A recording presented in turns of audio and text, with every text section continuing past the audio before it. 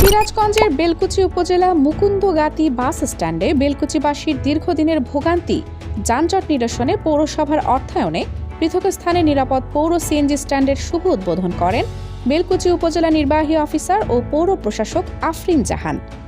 উল্লেখ্য, বেলকুচি উপজেলার জনগণের দুর্ভোগের আরেক নাম মুকুন্দগাতি বাস স্ট্যান্ডের যানজট।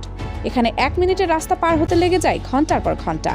অনেক সময় এমার্জেন্সি রোগী নিয়ে অ্যাম্বুলেন্স সময় মতো হাসপাতালে পৌঁছাতে না পেরে অনেক রোগীর জীবন আশঙ্কাজনক মুহূর্তে কাটাতে হয়েছে। সমস্যার কারণ রাস্তার উপরে অবৈধভাবে লোড আনলোড, মেইন রাস্তার উপরে অবস্থিত সিএনজি স্ট্যান্ড, বেপরোয়া ও অনিয়ন্ত্রিত অটোরিকশার কারণে সব সময় যানজট লেগেই থাকতো। সেই যানজট নিরসনে রাস্তার উপর থেকে সিএনজি স্ট্যান্ড সরিয়ে পৃথক স্থানে করা হয়েছে পৌর সিএনজি স্ট্যান্ড। দেশ দর্পণ নিউজ, দেশের সাধারণ জনগণের সংবাদ মাধ্যম। আপনার সংবাদ এবং বিজ্ঞাপন প্রচারের জন্য যোগাযোগ করুন স্ক্রিনে দেখানো হোয়াটসঅ্যাপ নম্বরে।